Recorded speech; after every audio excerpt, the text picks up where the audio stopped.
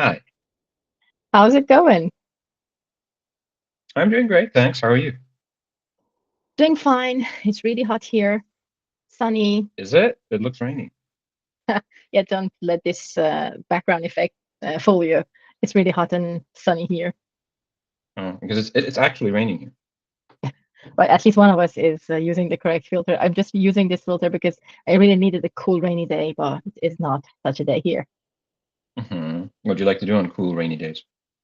Definitely reading would be one of my first options, or watching a movie. Oh, really? What kind of movies do you like to watch? Well, mm, a wide range of movies, I would say, can be my option. Uh, but there's always a list I have, the list of my favorites. So they're always on the table. And what are those? The trilogy of Lord of the Rings, The Hobbits. Is it The Hobbit or The Hobbits? I'm not sure about that. The It's The Hobbit. Hobbit. Yes, Hobbit, yeah. And then if I have more time, maybe Harry Potter. So they're always on top. So if I really don't want to know, if I really don't know what to do or what to watch, they're always my first option. But I also like to watch new movies, hmm especially if uh, Christopher Nolan is involved. He's my favorite director. Oh, I really love him too. Oh, really? What's your favorite movie from Christopher Nolan? I mean, That's hard to say. Which one is my favorite? I really like his Batman movies. hmm Um, I really loved Interstellar because I'm a yes. huge fan of kind of it reminds me of some classic sci-fi stories and novellas that I used to read. hmm Um, I also really love Dunkirk because I'm a Uh-huh. huge fan of historical fiction, especially Second World War fiction, or not necessarily fiction in this case, because it is a more or less faithful telling of the events. But I love movies covering that period. Of course, Inception. hmm I really don't like that's Tenet. How can you? Uh, but and sorry, the last one I also really enjoyed, of course, which was Oppenheimer. Oppenheimer, yes. I watched Oppenheimer, I guess, 3 times in the theater. So, 3 times, really. yes, if I could, I would go more. But I think 3 times was enough. The only time I did that was as a teenager when Lord of the Rings, excuse me, came to cinemas, and how old was I? I was 15, I guess, 15 years old or 16 years old, or maybe even younger, 14, I believe. The first one was, I believe, 1999, something like that, or 2000. My biggest And regrets. you Sorry never to seen it in the interrupt. cinema, right? I never, and it's my biggest regret in life. That is sad. At some point, you'll have to watch it in the cinema when they do a re-release. I'm sure they do it frequently in some cinemas. Hopefully. Yeah, but that was the only time I seriously rewatched movies a lot in the cinemas. I remember at the time I had Lord of the Rings was one of my Bibles as a teenager growing up. I read it so many times. And I had just about, no, I just came off 2 or 3 years of reading Lord of the Rings and The Hobbit and The Silmarillion and all the companion pieces that he wrote, um, all the letters and all this kind of stuff.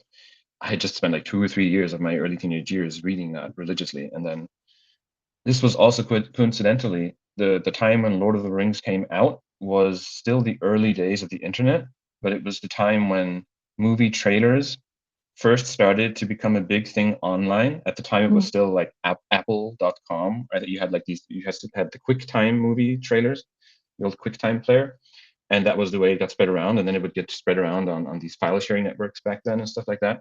So the first trailer for the Lord of the Rings movies, they went viral like crazy. People shared them all over the place, and I remember watching that little trailer like 20 times in a row because it was the first time there was a movie coming into cinemas that was adapting something that I had fantasized about so much, that I had such clear images in my head about.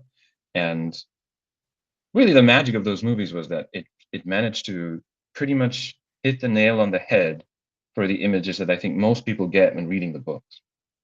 Right. Well, as I said, it's one of my biggest regrets. I never watched Lord of the Rings on in cinema, but I watched The Hobbit. Um, all three of them in cinema. So I can imagine how amazing that would have been if I could watch Lord of the Rings in cinema, and I would definitely go and watch someday if ever it would come back to cinemas. Any new versions or anything that they would just do again. I really want to watch this specific movie on a big screen. I'm not sure if I would try a 3D cinema for that, because probably they would try to adapt it to 3D version at some point. But I would really like to watch it on a big screen. I think it will add to its magic. I don't think they do that anymore. That was the thing they did for about 10 or 15 years, but the past few years they've stopped doing that. The 3D movies and stuff. People really don't like it much, and I think they kind of stopped doing it. Actually, we watched the Minecraft movie in 3D. Really? Yeah, it was in 3D. Yes. Mm. I'm not a Minecraft fan, but um, I had to go. It was a 3D movie. Yes. I mean, there was nothing much to change it to a 3D movie, but it was a 3D movie. So I Yeah, that's think the thing. it's still having its own niche audience. So So many movies where there's no real point to it. Maybe there's 2 or 3 scenes in the whole movie where you could kind of see 3D glasses being kind of useful, but most of the movie there's no point to it. It just distracts. And I hate having to wear the glasses over my glasses. all right, because you're using glasses already, maybe that's not fun for you. But for us, those people who do not wear glasses, usually that's fun to have something. It gives you a nice experience sometimes, especially in specific scenes. I remember the movie that I really enjoyed watching in 3D was The Hunger Game. It was in 3D, and there were so many scenes that you would actually feel the horror uh, through the 3D glasses, and it was just really catchy. But as I said, I'm not sure about Lord of the Ring. I mean, but I really like to watch it on a bigger screen. I've read everything about it, and I think you are a Tolkien nerd.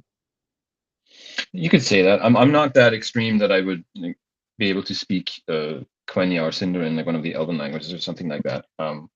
But yeah, I definitely read all of the material that was available, and specifically, even more than the Lord of the Rings stories, I adore the Silmarillion. And the Silmarillion is just this giant.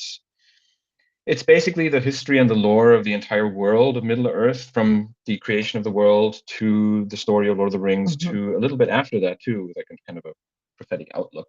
Um, and it's this and the other work that I loved as a kid and as a teenager was Homer's Iliad and the Odyssey, and this basically step-by-step anthology of creation myths and heroic myths. So the Silmarillion is quite similar in that respect, because it also goes from the deification of certain heroic characters to the sometimes these symbolic origin of some maybe terms and concepts of modern life or society rooted in mythology, but then also, of course, these grand dramatic sagas of wars and larger foes. And there's a lot of similarities since it is a mythological framework.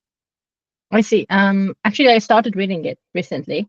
I just finished the first two chapters, so I'm not done with the book yet. And the best part for me was that uh, I realized how Tolkien really imagined everything in his head, as if he had the whole movie in his brain all the time with all the details.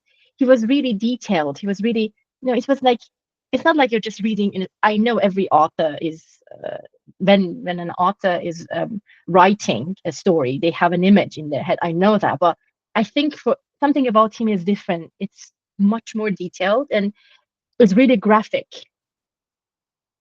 Really, do you think so? I don't find him that descriptive of a writer. It's more that um he he he specifically consciously made the choice to try to well, you know what the point of Lord of the Rings and the Silmarillion for him was, as a linguist. He wanted to create a, sorry, not a linguist actually. The description of his profession, of his academic profession, is actually slightly different.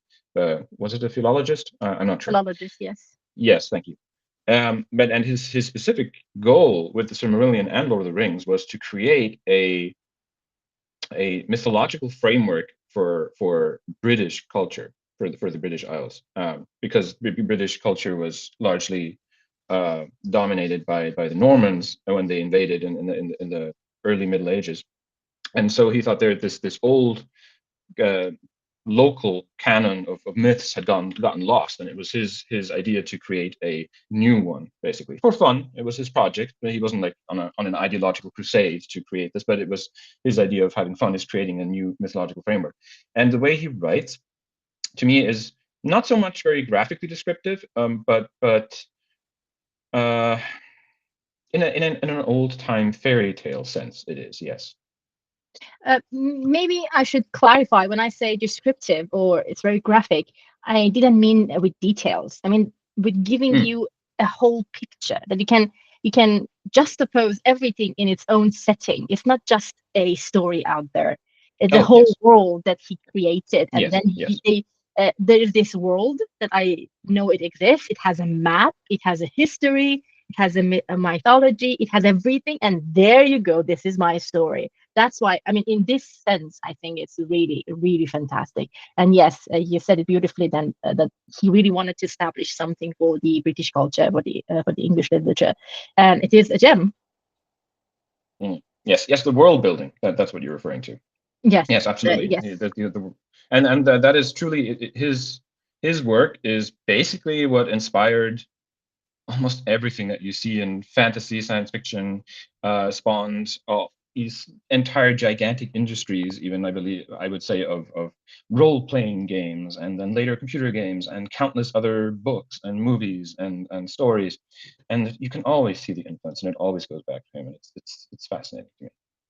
I mean, the best role-playing game, I would say, like Dungeons and Dragon, definitely inspired by this. Definitely. I mean, the Absolutely. way that you build this, the story, you have a campaign, you move along the campaign, definitely something that you would only adapt if you are a nerd. That's why they call it the nerd's game. I mean, you have to have this patience to go through this whole process. Yes, amazing. But it's This not like, setting, by okay. the way, sorry to interrupt, but this setting specifically, the Dungeons and Dragons kind of settings, that's obviously extremely strongly influenced by Tolkien. It has its own name, and it's called high fantasy.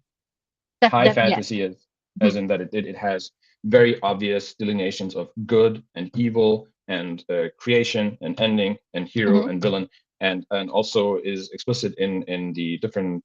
There are certain archetypes of culture between certain fantastical races that are never deviated from in high fantasy.